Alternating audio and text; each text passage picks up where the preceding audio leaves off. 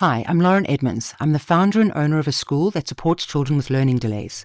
I'm hoping this space gives you something to think about. I am fascinated by the word inclusion and the idea of inclusion and what we mean by it.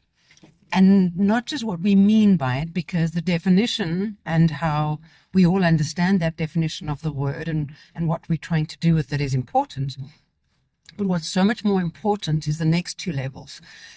What does inclusion look like in reality? What is the behavior of inclusion? What's the attitude of inclusion? What's the emotion of inclusion? And then how do we go about implementing that and making space for that? And I have to say, depending on how old you are and you look back on your school career, inclusion was not something that was applauded. In fact, exclusion was how the popular kids became popular. They excluded a whole bunch of people. And if the people in their tribe or in their it group, their inner circle, did something wrong, they used exclusion to control the group, to control behavior. So that couldn't possibly be what inclusion was. So then what is inclusion? How does it sit in our very being as adults? How do we see it? How do we feel it? And what do we do? When we go off to a networking event or a family braai or a big function, what are our behaviors socially? And are we displaying inclusive behaviors? Okay, so this is a good question and a lovely starting point. So let's go to the answer of that. Well, what is inclusive behavior? And it's so fascinating because I want to look at it from an adult networking point of view to start off with, or socializing point of view. There are group or how a group positions themselves would cause them to be exclusionary or inclusionary. So if two people are talking to each other and they're facing face on, it doesn't give a lot of body language room for somebody else to be included in that conversation.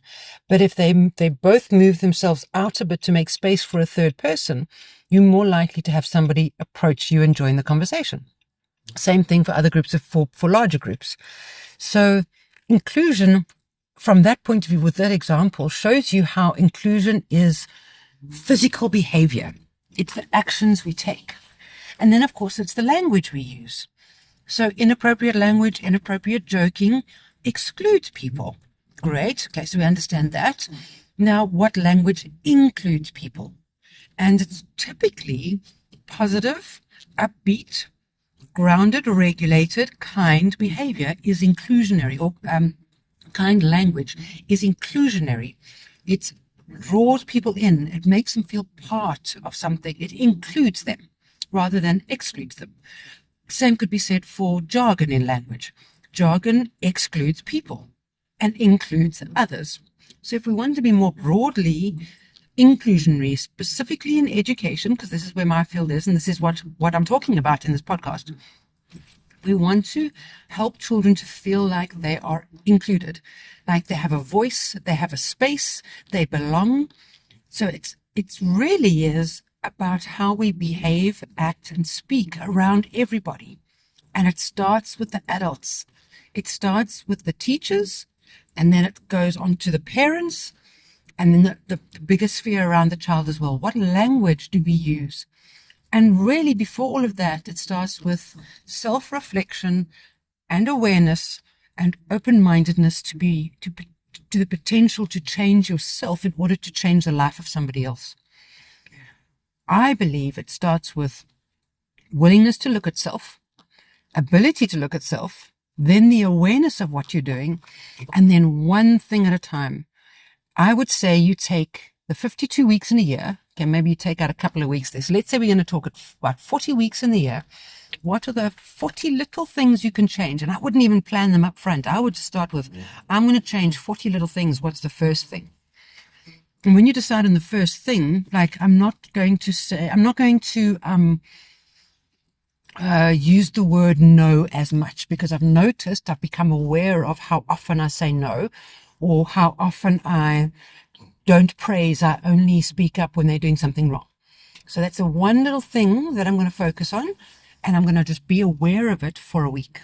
You'll be amazed at how much you can change purely from just being aware.